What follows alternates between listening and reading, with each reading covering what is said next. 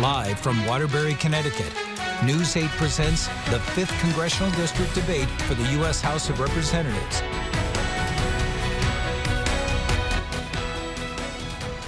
Good evening and welcome to the Mattituck Museum on the Green in historic downtown Waterbury.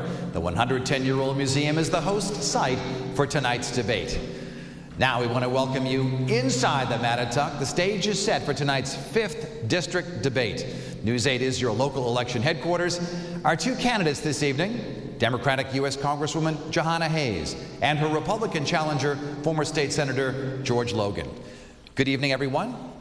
And we have been asked by the museum to hold your applause until the very conclusion of this debate. I am News 8 Chief Political Anchor Dennis House. We thank you so much for being with us here today in the great city of Waterbury. I'm your host and moderator for tonight's event. I want to welcome both of the candidates along with our viewers on air and online.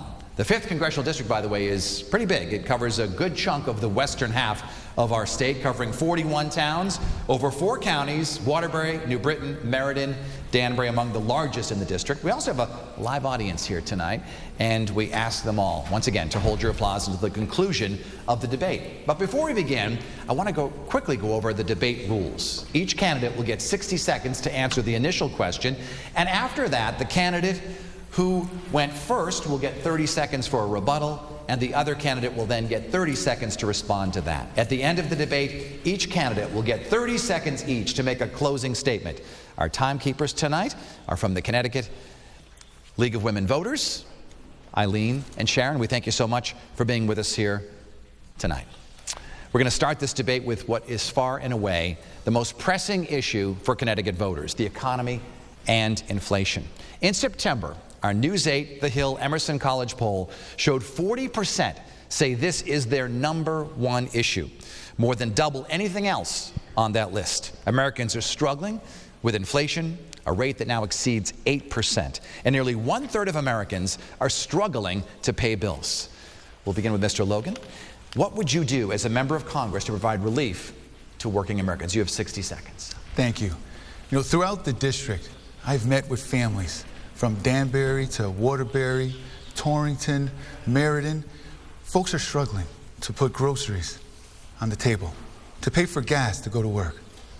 What we have seen from the administration in Washington, President Biden, and these excessive spending packages has increased the cost of everything. I want to go to Washington and make sure that we do not move forward with these excessive spending packages that's raising taxes, making it less affordable for folks. I want to go to Washington to work towards American energy independence, because I believe that is the only way that we're going to have to get control our gas and oil issue. It's a real big problem. We need to be able to focus our efforts in Washington on making the economy stronger. We need to bring manufacturing jobs to the district. Thank you, Mr. Logan. Thank you. Congresswoman Hayes, you have 30 seconds. Well, everybody knows that inflation is hitting everybody in this district. It is a global phenomenon and something that we knew was going to happen. We are coming out of a pandemic. There is a war in Ukraine, and families are hurting. In Congress, we've already passed legislation to do things like lower the cost of prescription drugs and stop price gouging. There's been over 17,000 new manufacturing jobs created in the 5th District alone. But I can tell you that when I was a single mom, prescription drugs isn't something that I worried about. It was things that I needed to keep my family fed, to keep a roof over my head, and all of those things. And that's why I voted to raise the minimum wage, to increase child care, to make sure that we had a child tax credit. All things that Republicans in Congress voted against, because I know what it's like to be a single mom. Thank you, Congresswoman. Mr. Logan, do you want to rebut this? Yes, this is a common theme we're going to hear from my opponent. She's going to tell you that everything's okay, that Congress currently is doing a good job, that the President administration has the answers for our common problems, but they do not. She's had 4 years to make a difference, to make a change. People are tired of the status quo. I represent an alternative. She represents more of the same. I want to stay on this topic, and Congresswoman Hayes, you get this question first. Who do you blame? I'm sorry, I get another 30 seconds to rebut in your rules. It's only 30 seconds after. Right. Well, he got the question first, then he gets to rebut, and it's He got to rebut. So it's your next question. You get the next question. All right, which is, we want to stay on this topic. Who do you blame for the inflation situation that we have right now? Well, I mean, I have eyeballs like everyone else. I'm not saying that everything is okay. And it's a variety of different reasons. It's not one thing. Anyone who understands the economy recognizes that it is not one thing. But as an elected official, I know that I have a responsibility to be part of the solution, which is why I'm not saying it's one thing or another. I'm saying that we need a multifaceted approach to address all of the things that people deal with on a daily basis, from the high cost of food, creating more competition in the market so that people can have lower costs, to LIHEAP funding so that people can pay their winter heating bills. I don't blame anyone, but I know that as a result of all of these things, we are in an economic crisis, and my job as the representative of this district is to offer solutions, not finger pointing or talking about what the other side did or did not do. Mr. Logan. We need strong leadership in Washington. I do blame my opponent. I blame the Biden-Harris administration.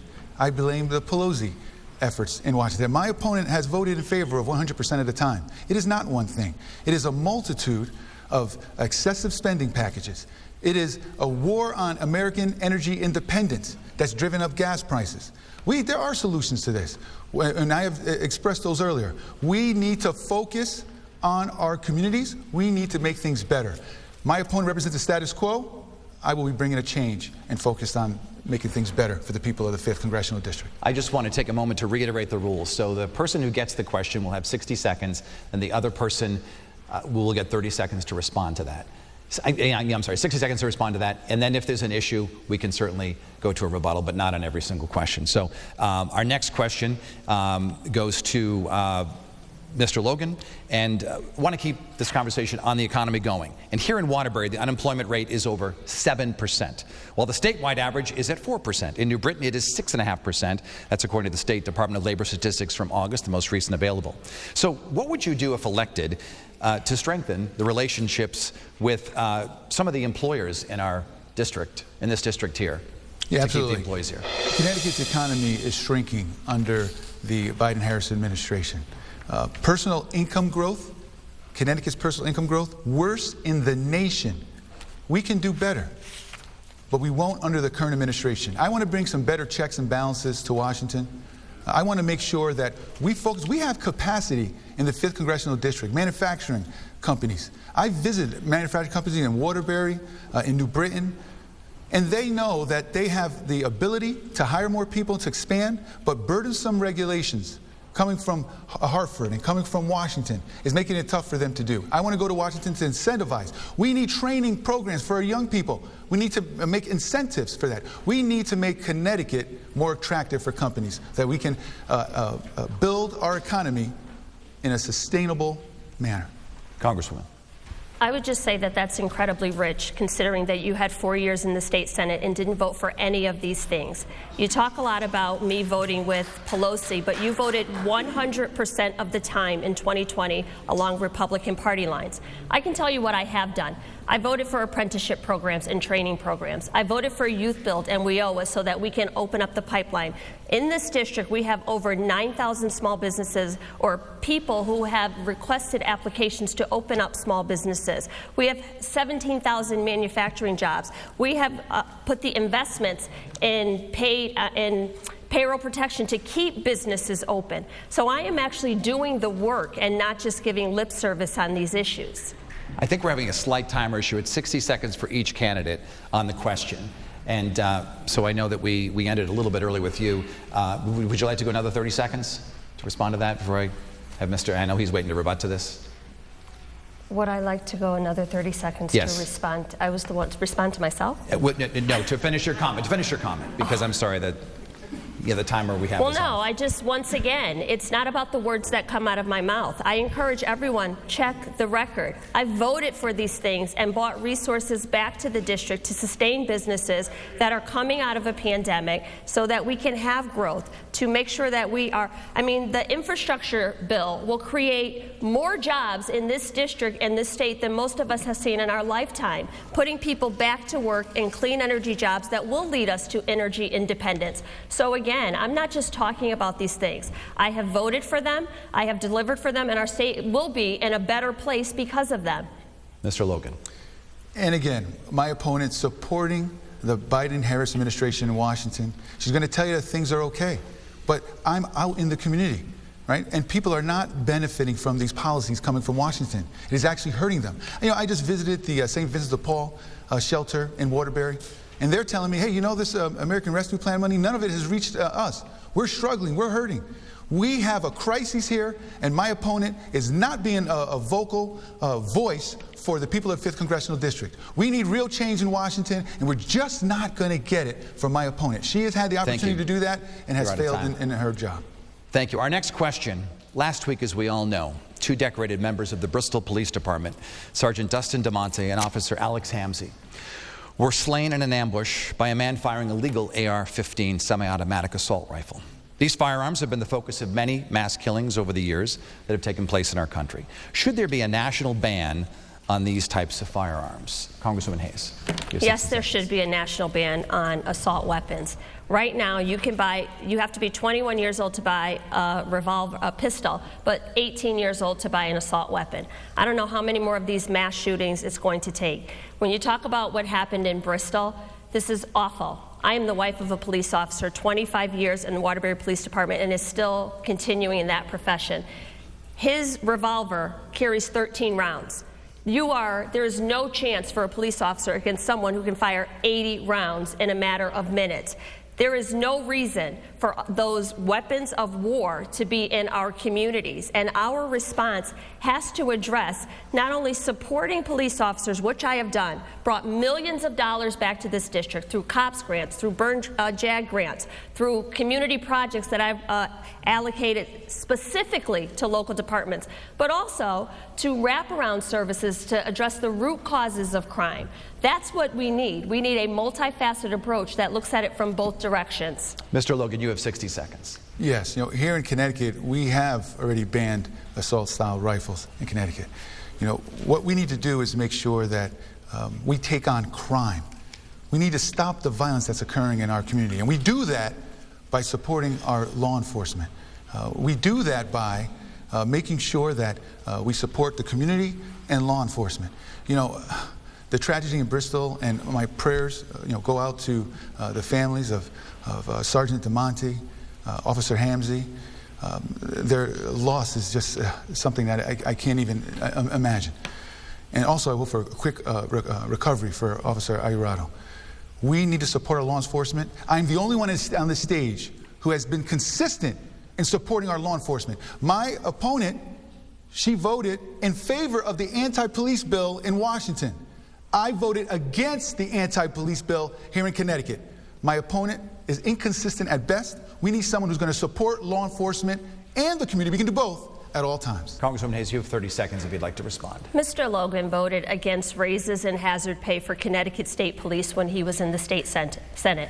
The bill that he's talking about that is anti-law enforcement provided resources, but also asked for accountability. I think everybody in our community can agree that both of those things are necessary. The reason why the police footage was released so quickly and there was an investigation and the officer was found justified was because of the exact legislation that you are talking about. It helps good cops by providing the resources that they need to do the job that they go out into our communities to do. The next question will go to Mr. Logan first. The latest state police statistics undeniably show an overall decline in Connecticut's crime rate for 2021, including violent crime. However, there are such crimes such as rape and murder that have seen an increase. Despite the overall drop, some Republicans have labeled crime as being out of control. And while Democrats point to the drop as a positive trend, are the residents in the 5th District, in your opinion, your judgment, any safer, Mr. Logan? No, we are less safe under the Biden-Harris administration. We are less safe with the support that my opponent has provided to the Pelosi agenda down in Washington. Look, I'm going throughout the community. People feel less safe in their communities. That is just the fact of the matter. I've spoken to police departments. I held a forum with police departments from New Britain and Plymouth coming together to talk about the issues in their different communities. We need to support our law enforcement. The statistics, how in the world can you have at the state trooper level? We're down 400 state troopers. We should have over 1,200. We have less than 800. We are not doing the job in terms of going after the criminals because our forces are depleted. I want to go down to Washington. I want to provide resources to our departments. I want to help with recruitment. We need to pass incentives and have fundings so that we can get our police department strong. We need strong leadership. We need to fight against crime and not be weak on crime, which we have right now. I am the only one on this stage who's committed to supporting our law enforcement. We can do it, but we've got to be firm in supporting our law enforcement in our communities. Congresswoman, you have 60 seconds. Well, visiting police departments is not something I do as a member of Congress. It's my real life. It's something that I've been intimately involved with. It is, police officers are my friends, my family. And we have passed legislation right before we went out of session to do everything that Mr. Logan just said, to recruit and retain law enforcement, to make sure that there are the wraparound services, to the Victim Act, which will make sure that these homicides and investigations are closed so that we can provide some relief for families. We've done all of those things, not just saying that we've done them, but providing the resources to make sure that departments are able to do that. We just passed legislation in Congress so that every department that is below 125 officers will get additional funding. That's the majority of my district. So this is not a political game for me. This is not something, I mean, if we don't believe you don't believe the data, you don't believe what you're talking to, I don't know where we're supposed to get the information from. Crime is a problem, but we have to address it from all directions. And I've been around long enough to know that over-policing is not the only way to address the root causes of crime. I want to shift the discussion now to marijuana. As you know, it is legal now in Connecticut. Retail sales should start by the end of this year. And President Biden announced recently he will pardon thousands of people for simple possession charges on their records. And, this first question goes to the Congresswoman. Did you support the decision that the President made, and should marijuana be decriminalized federally? Yes, it should be. When we look at other drugs on the federal scale, marijuana is listed the same as heroin. This is a position I had in 2018 before any of this is done. It's a position I still hold. I've talked to veterans in my district who use marijuana to treat PTSD and other illnesses, but when they go to the VA hospital, if it's in their system, they will lose all of their benefits. There are so many people who use it, and it should be decriminalized, because I can tell you, my community was disproportionately affected by marijuana sentences. My community has people who can't get a job, who can't pass a background check, who can't get into public housing or access any services. I taught at high school. I have kids who had a simple marijuana conviction and were locked out of the Pell Grant program, which meant that they couldn't even get their life back on track. So when we talk about how should it be decriminalized? I absolutely believe so. The approach should be just like it is with everything else. If it is used or sold, yes, but it should be decriminalized. Senator Logan. Sure, thank you. Yes, you know, it's common knowledge that I was always in favor of marijuana for medical purposes, and I certainly voted against legalizing marijuana for recreational use. However, here in Connecticut, we have already decriminalized the use of marijuana. So that is something that I would support from that direction. What I'm more concerned about, though, is the overall opioid epidemic that we have here. You know, the marijuana is not my major concern here in Connecticut. You know, we've got fentanyl coming across the borders. It's affecting our communities. We need to secure our borders. We need to make sure that we are addressing the issue of crime in our communities and the opioid epidemic that is hurting our communities. We need some action, and my opponent has been silent on the opioid epidemic that we have here in Connecticut. Would you like to respond to that? He says you've been silent. I don't have to respond to Mr. Logan. There is nothing he can lecture me about of families being ripped apart by addiction and abuse. I am the product of that, and I know what it does to every part of a family. So everything that we have done to address support services in the community. I'm old enough to have been around when the 1994 crime bill was passed, and the only response to addiction was policing. We need a wraparound response that treats it not only as the criminal element, but also as a health care issue. We need to make sure that people have rehabilitation, treatment, support, services. Don't tell me I don't know what addiction does to a family. Thank you. Please hold your applause. Please hold your applause. Anyone who, well, I want to talk about transportation for just a second. Anyone who drives along I-84 and Route 8 through Waterbury is well aware of the transportation infrastructure behemoth famously known as the Mixmaster. Now, one might call it the poster child for highway construction headaches. The rehab project even has its own website these days. That said, the planning phase is now underway to extend the serviceable lifespan of the Mixmaster another 20 years or so until about 2045. Mr. Logan, what do you think is the best and most cost-effective solution for repairing and rehabbing the Mixmaster? Yeah, absolutely. One, we need to make sure that we stay focused on our infrastructure here in Connecticut. In terms of what we pay in terms of administrative costs per mile on our Connecticut highways is one of the highest in the nation. We need to make sure that we stay on top of their infrastructure. We need to make sure that from Washington that we provide and we obtain the resources that we need here and that it actually gets to the areas that are needed. Infrastructure is incredibly important, whether it's transportation or any of our other infrastructure as well. I will support efforts to bring more resources to Connecticut to make sure that our infrastructure is the best in the nation. It is critically important. Our economy needs good infrastructure, and I will support infrastructure initiatives when I'm in Washington. Just keep in mind, though, what I don't like from what happens in Washington is that oftentimes bad elements are put into good bills.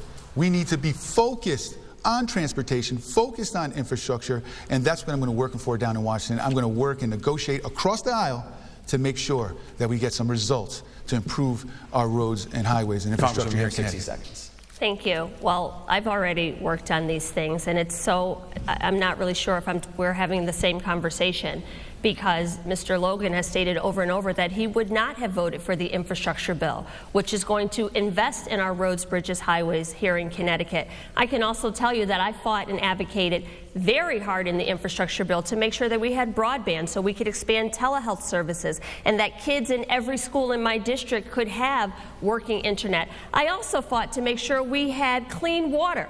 This district has cities with 100-year-old sewer pipes. No kid anywhere should not have to drink water out of the faucet, or a school with a plastic bag over their water fountain. I voted for these things because I know what this district needs. It is wonderful to stand up here in hypothetical terms to talk about what you would do. I have done these things, and you have stated that you would not have voted for this. So I'm not really sure if the debate stage is different than outside of this room. Senator, you have 30 seconds to rebut that. Sure. Again, my opponent is going to talk about what she has done, but when I look at the district, no one is happy with the status quo. Our transportation needs help, affordability issues, inflation is just rising, crime is increasing in all our communities. These bills that are coming out from the Biden-Harris administration, they're false promises. They're not achieving their goals because they put so much other different things in these bills that have nothing to do with what the intent of the bill is. That is why I would vote against some of these bills. We need laser-like focus on solving our common problems. Thank you. Let's please hold your applause. I'd like 30 seconds on that. There's not a double rebuttal, just one rebuttal. Let's talk a little bit about education. Reading scores here in the brass city of Waterbury are among the lowest in the state. And Congresswoman, you are a former National Teacher of the Year in this city. Do you support more federal aid that would help students and families who are struggling in urban districts like Waterbury? Absolutely, I support those things. I've worked really hard for those things. We brought back in the American Rescue Plan $1 billion for education so that we can close some of these equity gaps. But when we talk about students struggling, what you need to know about the kids in Waterbury is only second to New Britain in this district with the number of students identified as special education. 60% of that funding comes locally. The federal government has a mandate on IDEA, which is for students with special education, that has never been fully funded. I will work not only to make sure that we're getting resources, but to fully fund special education so that districts have equitable footing when it comes to funding. That's the beginning of the problem. Anyone in education knows that that's where it starts. They know that that's where it's supposed to begin. But also, I have some of the highest performing boarding schools in this district and some of the lowest performing commissioners network. There has to be some equity here. There has to be where when kids show up at a school, the physical structure is conducive to learning and they have the tools and high quality educators that they need in order to learn. Senator, you have 60 seconds. will work? My opponent's been there for 4 years. Test scores are dropping. They're not increasing. Nothing is improving. Our students are struggling with reading comprehensions at a crisis level, particularly in our urban areas. We need to make sure that we focus on the basics for our students. Math, reading, science. Right now, all of these funds that my opponent's talking about, it's not reaching our kids. It's not helping our children right now. We need to go in a different direction. I want to make sure that we focus, provide more local control of what our kids are being taught in school. Because right now, getting to the direction from Washington or even from Harvard is not what the parents want. Working with our teachers, parents working together, we can work on our curriculums that work for the communities where these kids reside. We need to do something different. Curriculums are not decided in Washington, D.C. They're decided at the local level by curriculum committees, teachers, parents, boards of education, so that's already what's being done. When we passed that $1 billion in funding in the American Rescue Plan Act, the language says that local education agencies can make the decisions over how the money is spent. So it's not held up in Washington, it's not held up at the state level. You were in the state Senate for 4 years. Connecticut Department of Education has more control over local education than anyone in Washington. You did nothing, sir. We are now going to take a little break. You can both get some water, take a breath, collect yourselves. We're going to take a 2-minute break, and when we come back, please hold your applause. Please hold your applause. The second half of our 5th District Congressional Debate will continue right here on News 8, your local election headquarters. We'll be right back.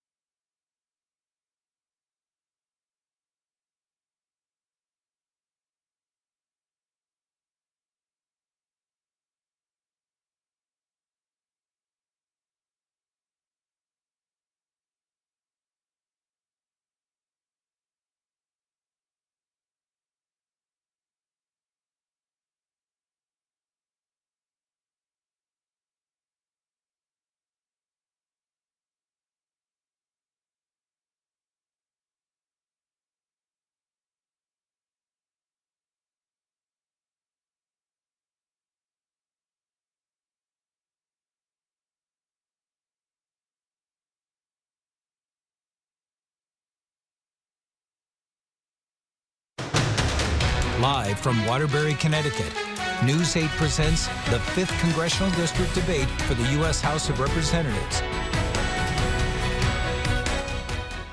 Good evening again, and I'm News 8 Chief Political Anchor Dennis House. Welcome back to the second half of our live 5th Congressional District Debate. Democratic Congresswoman Jahana Hayes and Republican challenger George Logan. And we want to begin, I want to reiterate some of the rules. 60 seconds for each candidate, a 30-second rebuttal. It's at the discretion of the moderator to have a follow-up rebuttal as well. So just keep that in mind. And we want to start the second half of the debate talking about another hot issue this year, and that is abortion. And Senator Logan, we'll begin with you. Back in July, shortly after the U.S. Supreme Court decision overturning Roe v. Wade. You did an interview with News 8 talking about your stance on abortion, and you said, quote, "I am for a woman's right to choose, and I believe it should be safe, legal, and rare." You went on to say you are adamantly opposed to late-term abortions, but I want to take the opportunity to clarify your position on abortion and explain exactly what do you mean about abortion being rare? Sure. Look, I support a woman's right to choose.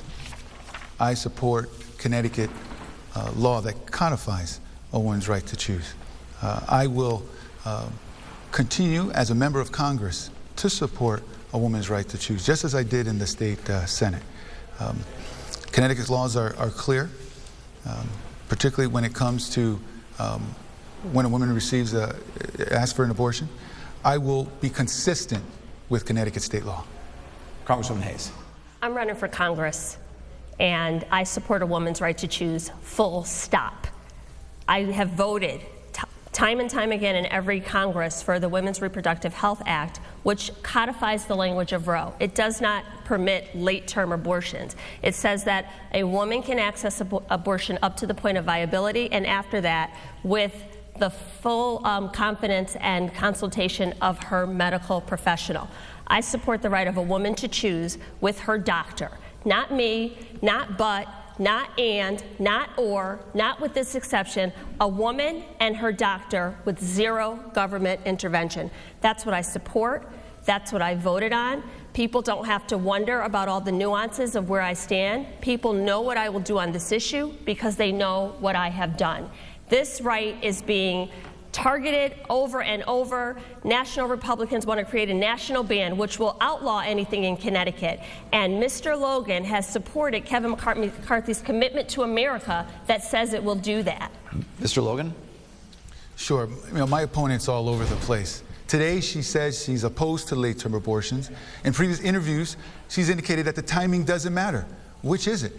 When it comes to a federal ban on abortion, I've consistently said that I am not in favor of a federal ban on abortion. My opponent and the Democrat leadership insiders repeatedly put out these false attack ads about my position. The commitment to America, my opponent hasn't even bothered to read the thing, right? Not even the Cliff Note version, because there's nothing in the commitment to the Republican House commitment to America that includes a national ban on abortion. I will not support a national ban on abortion. It doesn't matter to me who in the Congress would want one. I will represent Connecticut, will not support a national ban on abortion. Sir, Congressman. That's just not true. I challenge you to show where I said in an interview that I support late-term abortions. What I said is I support a woman's right to choose in consultation with her doctor, and that is what I have voted on. The commitment to America talks about protecting the life of the unborn. That is opening the door. And again, it doesn't matter what one person says. If Republicans have a majority in the House, this will never see the light of day. I will go back to Congress and cast a vote yet again to codify the language of Roe, make it into law so it is not at the discretion of a state, an administration, or the whims of a court. I want to follow up with another question. In September, the News 8, the Hill Emerson College poll showed 57% of Connecticut voters oppose the Supreme Court decision. Are there any restrictions at all on abortion that you would approve of? And if so, what would they be, Congresswoman? It's not for me to decide. We've had people come before Congress at various stages of pregnancy with many different issues. I hate that women are sharing their abortion stories or talking about how they lost a child. It's none of anybody's business. I don't have to tell anybody why I made the choice to keep or not keep a child. I don't have to explain to somebody and hope that this will pass their exceptions test. It is women should have the right to access medical care, to access contraception, to access reproductive health without the intervention of government. Full stop. Mr. Logan, you have 60 seconds. Yes, this discussion is about contrast. My opponent clearly has indicated that she is in favor of abortion with no restrictions. I am adamantly opposed to late-term abortions. I also believe in parental notification. I don't believe that parents should be locked out and not be aware if their 15, 16, 17-year-old child is seeking an abortion. I will be consistent in supporting women's reproductive rights. I will be consistent in supporting women's right to choose. But I believe we need to do things always in a practical manner. Congresswoman. I'll just say, as someone who was pregnant at 17, This idea that you have to get someone else's permission presupposes that you come from a two-parent supportive household. If you find someone in this situation at 15, 16, 17, chances are things at home already are not going well. And they should be able to access care through a counselor or a medical professional or different services. Again, as the only one up here with the ability to carry a child, I say that I support women's reproductive health, full stop. Let's move on now. There have been political ads running constantly during this election season, not by your own campaigns, but by groups on both sides that are labeling both of you as siding with the more extreme members of your political parties. So where do you stand? Would you define yourself as a political moderate? And if so, give us some specific examples. And we'll begin here. Senator Logan, you get that question first. Sure. Mr. Logan. I consider myself, a proud Connecticut Republican here to serve everyone. I've got supporters from Independent Party of Connecticut has endorsed my campaign. I've got moderate Democrats who are part of my supporters. I am here to help all of the unaffiliated voters that are out there as well, who are tired of party. I am moderate when it comes to social issues, and I lean more conservative when it comes to fiscal issues. That's why when I was in the state Senate, some of the legislation that I helped push and pass, that I'm proud of, in terms of fiscal restraint. Because we had a tie in the Senate after I flipped a Democrat district, we were able to negotiate with the Democrats, because we had to work together to pass a budget that included a bonding cap to limit how much the government can borrow, that included a spending cap to make sure that we didn't blow the budget, and included a volatility cap so that when extra influx of money would come to the state, that would be used to pay down the debt. Thank you. You're out of time. Congresswoman Hayes. I'll just say that Mr. Logan has never passed a bill, so I don't know what he's talking about. When he was there, he worked to pass this legislation. I, on the other hand, have passed legislation for veterans bills under two different administrations that required bipartisan support, because that's what the people in this district needed. I passed a baby formula bill back in June with 414 votes in the Congress, 414 to 9. Over 100 Republicans supported that.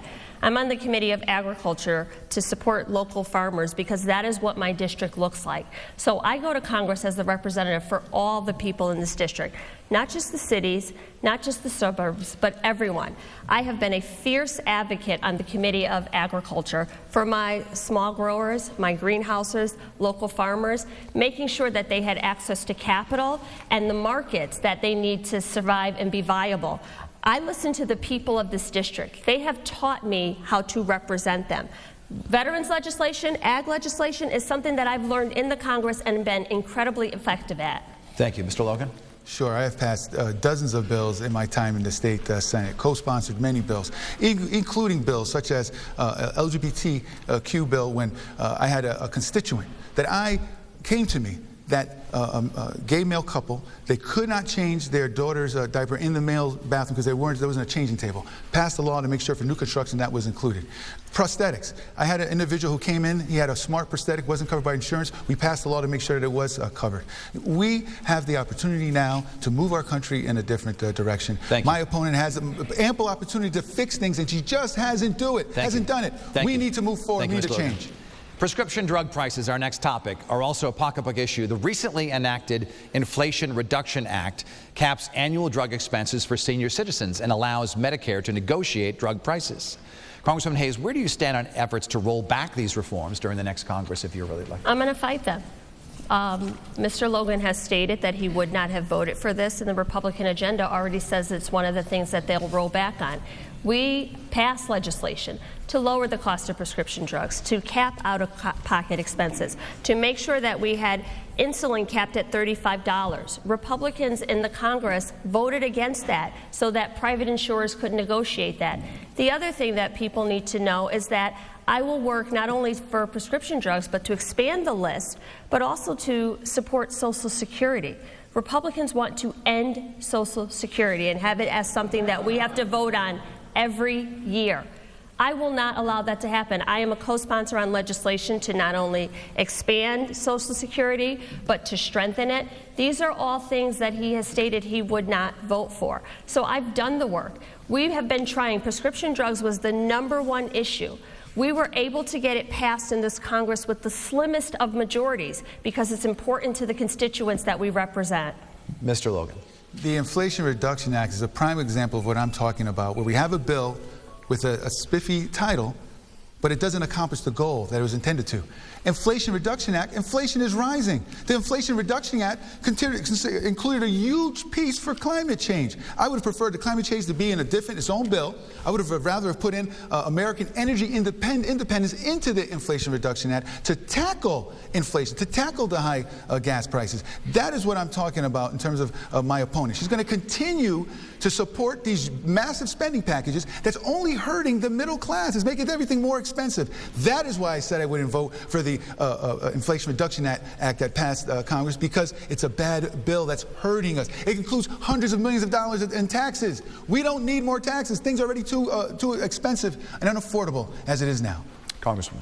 So the Inflation Reduction Act includes lowering the cost of prescription drugs. So not voting for it means you would not have supported lowering the cost of prescription drugs. But if you talk to the people in this district, you would know that climate is a very important issue to them, and it is something that we have to address. So this bill has $330 billion in climate mitigation strategies, and the taxes that you're talking about are to large corporations making billions of dollars in profits will finally have to pay a 15% minimum corporate tax, the same way we all pay our taxes. All right, just the other day, the White House formally opened the application process for millions of Americans seeking student loan forgiveness. The Biden plan would cancel up to $10,000 in student loan debt for individuals making less than $125,000 per year, and as much as $20,000 for Pell Grant recipients. This plan has faced a lot of opposition, including several lawsuits. Congresswoman Hayes, we'll begin with you on this. Do you support the president's student loan forgiveness plan? And in addition, what about helping curb costs for those looking to attend college in the future? I do support the president's plan, and we do have to bring down the cost of attending college. It should not be as high as it is, and it should not be a for-profit institute. It is incredibly rich for me when people say, well, people shouldn't have went to college. They should have been a carpenter, a plumber. Those are all opportunities, and anyone who wants to go after that should be able to. But in my community, we also need teachers and nurses and social workers and counselors and things that require a college degree. And we shouldn't have to import those people from places where they can afford to go to college. So my kids, the people in this community, deserve those same things. We, Congress, passed legislation to support small businesses when they were struggling, payroll protection loans that are now forgivable. No one had a problem with that. But when we are trying to help people who are just trying to pursue an education and take their families out of poverty, everyone goes crazy. So yes, I do support it, and I will continue to work to bring down the cost of college so that anyone who wants access to success through higher education will have the ability to do so. Thank you. Mr. Logan. Sure. You know, the student loan forgiveness program is one of these election year ploys that are put out there. What we need to do is focus on the root problem. This is not sustainable into the future. Again, these spending packages that come from the Biden-Harris administration that's costing our families money because it's making everything more expensive. Taxes are going up. We need to focus on the root problem. The cost of education is too high. That's what we need to focus on. We need to focus on bringing more programs into our communities, yes, to help with vocational programs as well, yes, to help so children can go to community college as well, but to go out and simply forgive loans from now out into in the future is something that is not sustainable. We cannot do that. And this is what I'm talking about in terms of the current administration. Very short-sighted, long-term planning is not working. You talk about prescription drugs. Prescription drug costs are coming down. All these things that they keep passing, they say they're going to do this and they're going to do that. And in the meantime, they fail almost every time. Costs are going up. Prescription costs are going up. Healthcare is going up. 401k values for our seniors is dropping. You, sir. It's not working. We need to go in a new direction. Thank you, sir. would you like to rebut? I'll just say, if we're talking about costs Please. and administrations, the previous administration passed the Tax Cuts and Jobs Act, which added $7 trillion to the national deficit.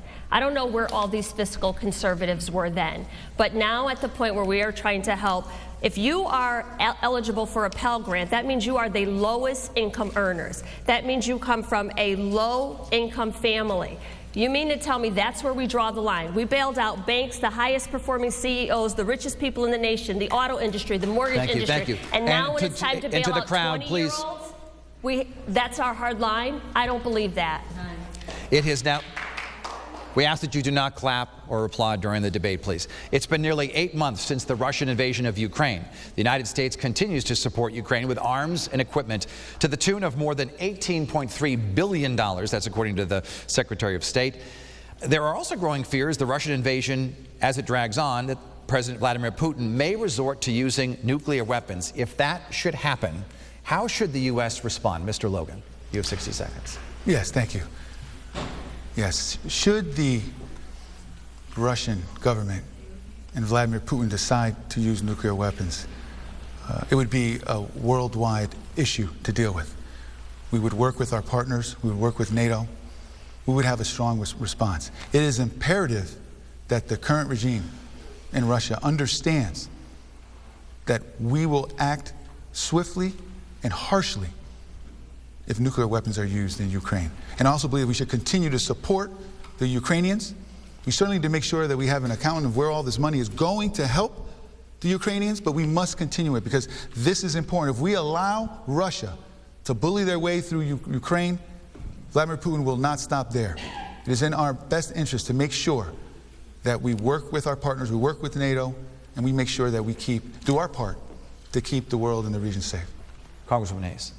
I'm actually really glad to hear you say that because I was a little nervous when you were on Tucker Carlson last night, who was a Putin apologist, who said he's rooting for Russia. I wasn't sure where you would stand on this issue.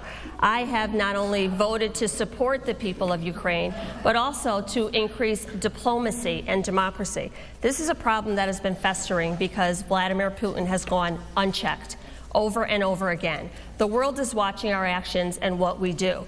We have to make sure that we have robust relationships around the world so that things like this do not happen, so that our allies are there when we need them to back us up, so that the world sends a strong and resolute message that this will not be tolerated.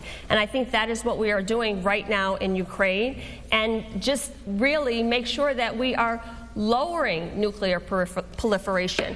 That we had a deal in place to keep checks on nuclear arms around the world, and the previous administration decided that that wasn't something that we needed. Thank you. So we have a lot of work to do in this area. Another big issue that's been swirling around for many years now is immigration and the southern border. Are too many people entering the U.S. illegally, and what should be done to control the influx? And which specific immigration reforms would you propose moving forward? Congresswoman Hayes, you'll get this question first. So we do have lots of people coming to our borders, presenting themselves seeking asylum or as refugees. The problem is that is the system. In order to present yourself for asylum, you have to show yourself at the border. What we need to do is make sure that we have agents that can process these cases quickly, that we are increasing the number of visas, that we are checking on them periodically. I voted in the last appropriations package for $14 billion to expand Custom and Border Patrol so that they can hire more agents, so that they can improve technology. I think we need to pass once and for all the Dream and Promise Act so that DACA recipients who came here as children can get citizenship. There are so many issues with the immigration system, and the problem is that the problem is more convenient than finding a solution. Every time we've offered anything, the answer from the other side has been no. The response has been a divisive, fear-mongering attack that makes it seem like anyone who is not born on American soil is the enemy. Mr. Logan, you have 60 seconds. One, I think my opponent has forgotten that they have the majority in the House of Representatives, a majority in the Senate, and the president is a Democrat as well. They have failed when it comes to our immigration policy. Look, I am a son of immigrants from Guatemala, right? I was born and raised here in Connecticut. My parents taught me that the meaning of hard work and how to stretch a dollar. Look, solutions are we need to secure our southern border. That's what we're not hearing that from my opponent. We're not hearing that from the president's office. Vice President Kamala Harris, who came here, said that the border is secure. It is not secure. We have a huge problem on our southern borders. We need to secure the borders, and then we need to reform our immigration system. Yes, I do believe that it's burdensome. We need to make adjustments, but it's the engineer in me. First things first. First, we must secure our southern borders. The Biden administration, my opponent, is not doing enough. They're ignoring the problem, and the ramifications are great. We have over approximately 4 million immigrants have come over the border illegally since the beginning of the Biden administration. That is a problem. We must fix it. Mrs. Hayes, would you like to, Congresswoman Hayes, would you like to respond? Yes, actually, my office, the #1 issue area that we have is people with immigration questions, and there are so many people who cannot navigate this system. This is not a problem that Congresswoman Jahana Hayes created. This has been decades in the making, administration after administration after administration. So this idea that I went to Congress and then immigration became a problem is laughable.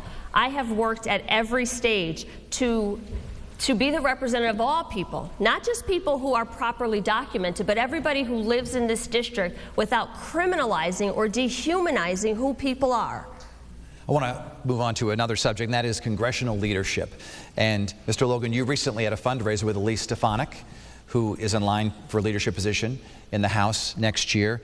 And Congresswoman Hayes, you have said a few years ago that you would not support Speaker Pelosi. Would you vote to re-elect her as Speaker if the Democrats control the House? And Mr. Logan, would you vote for Ms. Stefanik, who has denied, she's an election denier? I'll begin with you. Sure.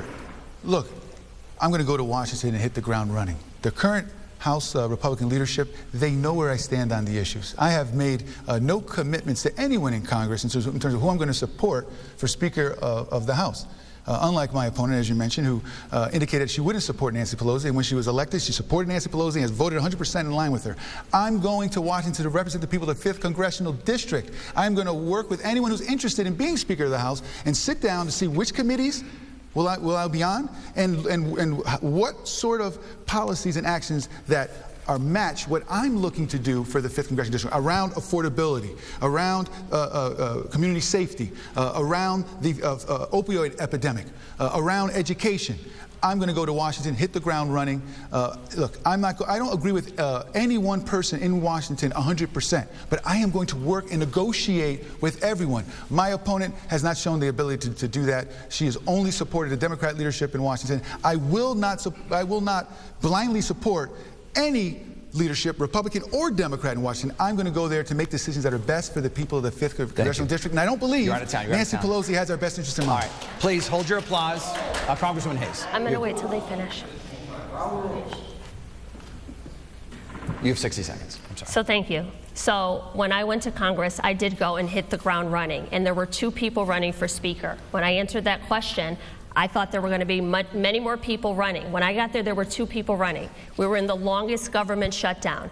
Garbage in D.C. was overflowing. Government workers were out. So I wasn't going to play games. Nancy Pelosi was running for Speaker. Kevin McCarthy was running for Speaker. And I'm glad I voted for Nancy Pelosi because we saw what happened on January 6th when Kevin McCarthy did nothing. We saw what happened when Liz Cheney voted differently from her party. She was excommunicated. They removed her from leadership and then actively worked against her. So if anyone in this room thinks that the Congressional Leadership Fund is putting millions of dollars into the campaign of someone that they can't trust, will vote for the things that they would like, then you are all sadly mistaken. I hit the ground running in Washington. We reopened our government. I voted. There were 2 choices on the ballots. It's like a primary when you have 19 candidates. At the end of the day, 2 people were running, and I chose Nancy Pelosi over Kevin McCarthy.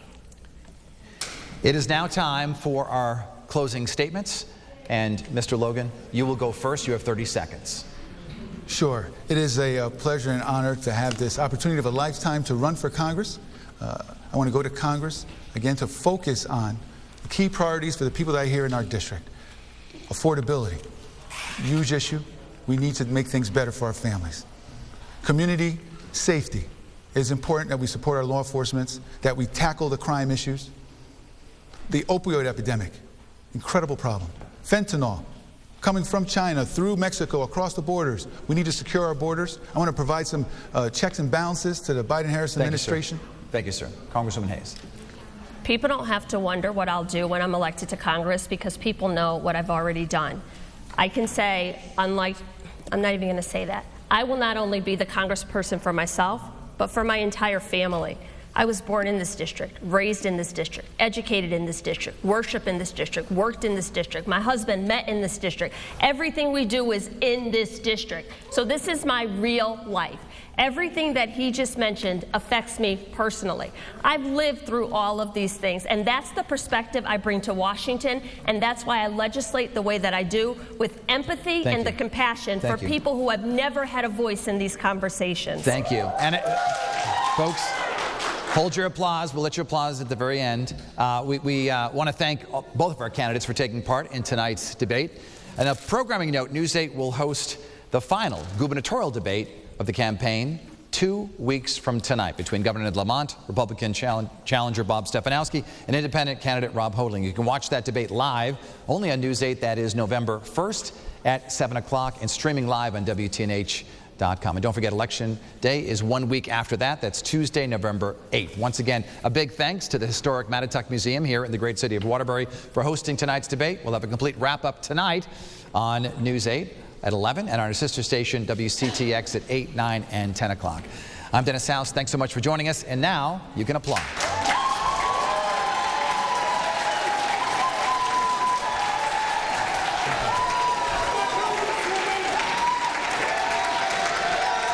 Thank you so much. Thank you so much.